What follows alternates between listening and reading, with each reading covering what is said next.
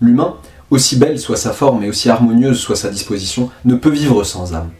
Eh bien, il en est de même pour l'islam dans l'entité de l'humain musulman. Quels que soient les actes d'obéissance et d'adoration par lesquels ce dernier se caractérise, cet islam n'a de valeur et ne vit que par une âme d'évocation d'Allah, pureté et toute puissance à lui. Et Allah, le Tout-Puissant, n'a légiféré ce qu'il a légiféré comme acte d'adoration et d'obéissance, aussi nombreux et divers soient-ils, que pour que le cœur de cet humain en adoration vive par l'évocation d'Allah, pureté et toute puissance à lui. Et sans l'évocation d'Allah, par laquelle les cœurs vivent, aucune société ne peut aller bien. Et les valeurs de la religion, les principes de la morale ne peuvent se répandre en son sein. Car c'est de l'évocation d'Allah le Tout-Puissant qu'on puise l'islam. Et à partir de là, c'est la source des valeurs et des principes avec lesquels est venue cette religion droite. Et je n'ai pas vu de versets qui avertissent l'humain qui se trouve loin de l'évocation d'Allah, pureté et toute puissance à lui, et qui le préviennent que sa foi n'est pas réelle si elle n'est pas couronnée par cette évocation, autant que la parole d'Allah, pureté et toute puissance à lui. إنما المؤمنون الذين إذا ذكر الله وجلت قلوبهم وإذا تليت عليهم آياته زادتهم إيمانا وعلى ربهم يتوكلون الذين يقيمون الصلاة ومما رزقناهم ينفقون أولئك هم المؤمنون حقا لهم مغفرة عند ربهم ورزق كريم. Les vrais croyants sont ceux dont les cœurs frémissent quand on évoque Allah. Et quand ces versets leur sont récités, cela fait augmenter leur foi. Et ils placent leur confiance en leur Seigneur. Ceux qui accomplissent la salat, la prière, et qui dépensent, sous-entendu dans le sentier d'Allah, de ce que nous leur avons attribué. Ceux-là sont en toute vérité les croyants. À eux des degrés auprès de leur Seigneur, ainsi qu'un pardon et une dotation généreuse. Cette parole indique clairement que le vrai croyant est cet humain dont le cœur déborde, avant que sa langue ne bouge, par l'évocation d'Allah, pureté et toute puissance à lui.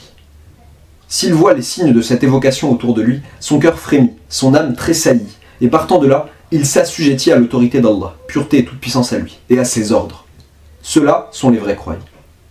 Et vous avez peut-être entendu le hadith Qudsi authentique, dans lequel le messager d'Allah sallallahu alayhi wa sallam dit du mois béni, en attribuant cette parole à son Seigneur, « Kullu amal ibni Adam lahu illa as-sawm fahuwa li, wa ana ajzi bih » Toute œuvre du fils d'Adam est pour lui, sauf le jeûne. Il est pour moi et je récompense pour cela.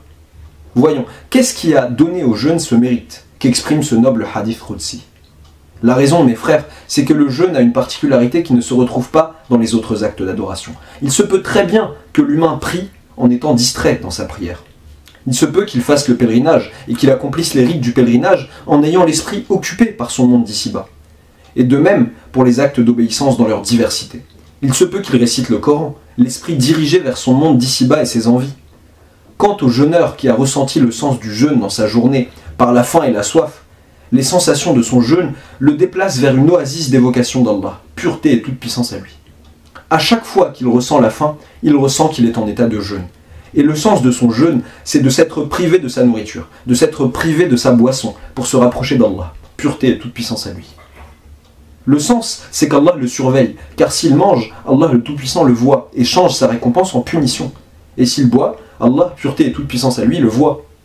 Et ainsi, la soif du jeûneur est une source d'évocation d'Allah le Tout-Puissant. Et la faim du jeûneur est aussi une source de l'évocation d'Allah, pureté et toute puissance à lui. C'est pourquoi toutes les actions peuvent être pratiquées par ostentation, sauf le jeûne qui ne peut l'être. Un vrai jeûne par ostentation, cela ne peut s'imaginer de manière logique et raisonnable, car le jeûneur qui mentirait au sujet de son jeûne ne serait pas jeûneur. Il lui est possible de s'isoler chez lui pour manger, et ne jeûne donc pas. Mais s'il jeûne réellement, rien ne le fera patienter dans son jeûne, rien ne l'éloignera du fait de manger alors qu'il a faim, de boire alors qu'il a soif, si ce n'est sa sincérité avec Allah le Tout-Puissant dans ce jeûne. C'est pourquoi l'ostentation ne peut s'infiltrer dans le jeûne. Tout cela veut dire que la valeur de l'acte d'adoration qu'Allah le Tout-Puissant accepte ne se matérialise que par l'évocation d'Allah le Tout-Puissant. L'humain dont le tronc se met en mouvement par des actes d'obéissance extérieurs, alors que son cœur est vide de l'évocation d'Allah le Tout-Puissant, en égard à la surveillance d'Allah, au caractère grandiose d'Allah, par amour pour lui, par crainte de lui, les actes d'obéissance de cet humain ne lui serviront absolument à rien, mes frères. Et qu'est-ce que l'évocation d'Allah? Combien de fois avons-nous dit et répété la chose qui suit? Quand on parle d'évocation, on ne parle pas du mouvement de la langue. Le mouvement de la langue est un chemin vers l'évocation réelle. Mais ce qu'on veut dire par évocation, c'est l'éveil du cœur vis-à-vis des attributs d'Allah, pureté et toute puissance à lui, de sa seigneurie et de son caractère grandiose. Cette évocation peut se faire par un aspect extérieur de glorification, d'attestation, de louange, de reconnaissance de l'unicité d'Allah le Tout-Puissant. Et elle peut se faire par un aspect extérieur de récitation du livre d'Allah le Tout-Puissant, lorsque le cœur s'associe à la langue dans la prise de conscience et la récitation. Et cette évocation peut se faire par un aspect extérieur d'invocation tremblante, par lequel l'humain se rapproche d'Allah le Tout-Puissant, lui demandant tout ce qu'il veut lui demander, et demandant sa protection de tout ce dont il a peur. Et cette évocation peut se faire par une contemplation intellectuelle des créatures d'Allah, pureté et toute puissance à lui, et de ses attributs. Tout cela, ce sont des aspects divers de l'évocation d'Allah le Tout-Puissant. Et l'évocation par l'humain d'Allah le Tout-Puissant peut se faire dans une isolation, seule, et elle peut se faire en public, avec des frères, s'entraidant au passage de la négligence à l'éveil, et de l'oubli au rappel d'Allah, pureté et toute puissance à lui. Tout cela peut être. Et tout cela était l'affaire du messager d'Allah, sallallahu alayhi wa sallam, et son habitude. En effet, il évoquait Allah seul, et il évoquait Allah en public, et il évoquait Allah avec ses amis, et il évoquait Allah en récitant le livre d'Allah, ou en écoutant le livre d'Allah, ou en méditant sur les attributs d'Allah le Tout-Puissant, ou en imploration et en supplication, en invoquant Allah, pureté et toute puissance à lui. Et cela était aussi l'affaire de ses compagnons obéissants et nobles. En effet, l'un d'entre eux pouvait évoquer Allah en marchant, ou en travaillant dans son champ, ou en vendant et en achetant. Il s'affaire à son monde d'ici-bas dans l'apparence, alors que son cœur est avec Allah dans le fond. Et lorsque l'un d'entre eux voyait des amis à lui, ils s'encourageaient mutuellement à ce genre d'assises de l'évocation d'Allah le Tout-Puissant. Ainsi, l'un d'entre eux disait « Ta'alu bina nu'min sa'a » « Venez, que nous ayons la foi un instant. » Ils sont déjà croyants. Que veut dire avoir la foi un instant? Venez, que nous nourrissions notre foi de plus d'évocation d'Allah, afin qu'elle croisse, afin qu'elle gagne en ardeur et se raffermisse dans nos cœurs. Telle était l'évocation d'Allah par les compagnons du messager d'Allah, et telle était l'évocation par le messager d'Allah de son Seigneur. Le fait que l'humain soit isolé, seul, n'est pas une condition imposée pour l'évocation. L'évocation peut se faire en groupe, dans une mosquée, ou dans une maison, ou sur le chemin, dans quelque endroit que ce soit. Et l'évocation peut se faire dans la solitude et l'isolement. Et tout cela est un chemin d'arrivée vers Allah le Tout-Puissant. N'avez-vous pas entendu le hadith Qudsi authentique du messager d'Allah sallallahu alayhi wa sallam qui dit Allah dit Ana ma'a man dhakarani, fa in dhakarani fi nafsi, dhakartuhu fi nafsi, wa in dhakarani fi mala', dhakartuhu fi mala'in khayrin min mala'i. Je suis avec celui qui m'évoque.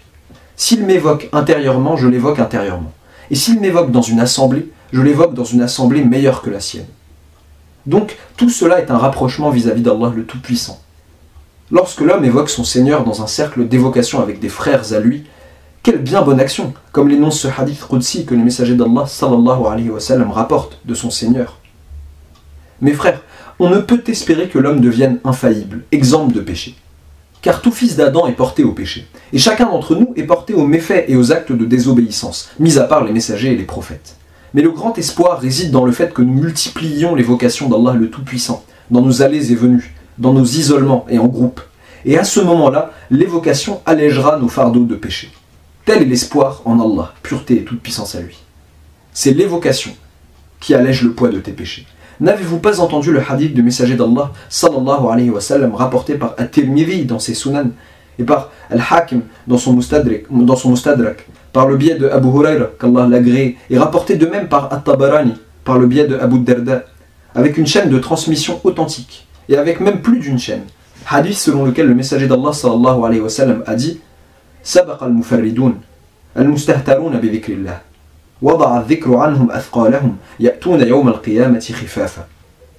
Les mufarridoun ont devancé.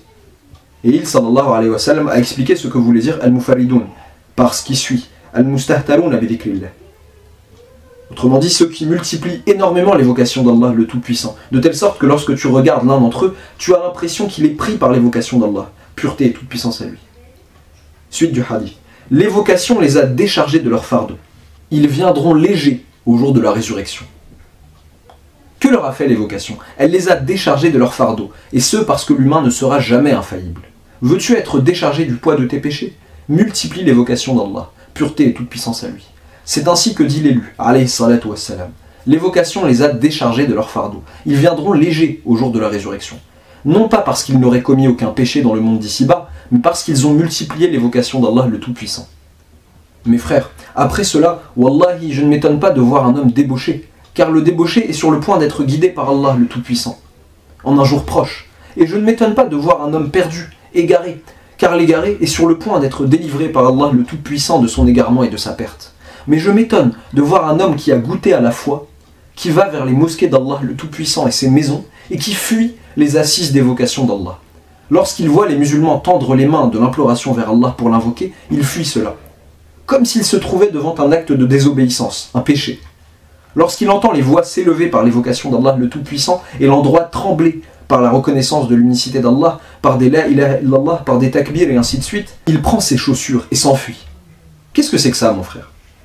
Ton cœur n'a-t-il pas goûté aux délices de l'évocation d'Allah? N'as-tu pas vu le sens de la parole d'Allah le Tout-Puissant? Alladhina amanu wa tatma'innu qulubuhum bi dhikrillah, ala bi dhikrillah tatma'innu qulub. Ceux qui ont cru et dont les cœurs se rassurent par l'évocation d'Allah, n'est-ce pas par l'évocation d'Allah que les cœurs se rassurent? Les cœurs se rassurent. As-tu donc vu un croyant ressentir de la gêne lorsqu'Allah est évoqué et fuir cette évocation? C'est cette chose qui m'étonne grandement, mes frères. Et ce qui est encore plus étrange, c'est qu'ils se demandent, est-ce légiféré, est-ce permis que les gens invoquent leur Seigneur après la prière? Alors que le messager d'Allah, sallallahu alayhi wa sallam, est le maître de ceux qui invoquent Allah le Tout-Puissant à la fin de chaque prière. Muslim a rapporté dans son Sahih une parole de Sa'd ibn Abi Waqqas, selon laquelle ce dernier regroupait ses enfants et leur apprenait cette invocation. Allahumma inni a'udhu bika min al-hammi wal hazan, wa a'udhu bika min al-ajzi wal kasal, wa a'udhu bika min al-jubni wal bukhl. Ô Allah, je demande ta protection contre l'affliction et le chagrin, et je demande ta protection contre l'incapacité et la paresse, et je demande ta protection contre la couardise et l'avarice. Et il disait, le messager d'Allah faisait cette invocation après chaque prière. Après chaque prière. N'as-tu pas entendu le hadith du messager d'Allah rapportant de son Seigneur, je suis avec celui qui m'évoque? S'il m'évoque intérieurement, je l'évoque intérieurement, et s'il m'évoque dans une assemblée, je l'évoque dans une assemblée meilleure que la sienne. Comment évoquer Allah dans une assemblée? En trouvant des frères en religion, avec qui tu t'assoirais dans une maison, sur une route, dans une mosquée, afin que vous évoquiez Allah. Que ce soit par une invocation implorante, par du tasbih et du tahlil, ou en récitant le livre d'Allah le Tout-Puissant. Et j'ai dit à maintes reprises qu'un homme avait posé une question religieuse à Zayd ibn Thabit, et qu'il lui avait répondu « Va la poser à Abu Hurayra ». Car moi, Abu Hurayra et une tierce personne étions dans la mosquée du messager d'Allah, sallallahu alayhi wa sallam. L'un de nous invoquait, et les deux autres disaient « Amin ». Puis le suivant invoquait, et les deux autres disaient « Amin », et ainsi de suite. Le messager d'Allah est alors entré, et nous avons arrêté. Il s'est assis avec nous et a dit « Continuez ce que vous faisiez ». Remarquez mes frères, une chose que ses compagnons ont faite de leur propre chef, comme ça. Ils n'ont pas entendu cela du messager d'Allah, à savoir que trois individus se regrouperaient, que l'un d'entre eux invoquerait et que les deux autres diraient « Amin », puis viendrait le tour du second qui invoquerait de sorte que les deux autres disent « Amin » et ainsi de suite. C'est une chose qui leur a traversé l'esprit et qu'ils ont faite sans enseignement préalable du messager d'Allah, sallallahu alayhi wa sallam. Les cœurs de pierre, les insensibles d'aujourd'hui, s'imaginent certainement qu'il aurait dû alors leur dire « Qu'est-ce que c'est que cette bid'a, cette innovation? Vous ai-je appris ce genre d'invocation?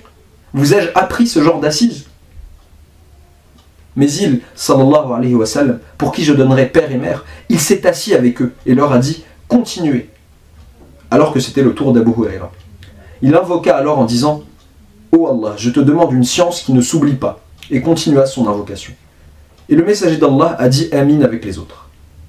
Mes frères, l'islam d'un musulman n'a aucune valeur si une âme d'évocation d'Allah, pureté et toute puissance à lui, n'y coule pas.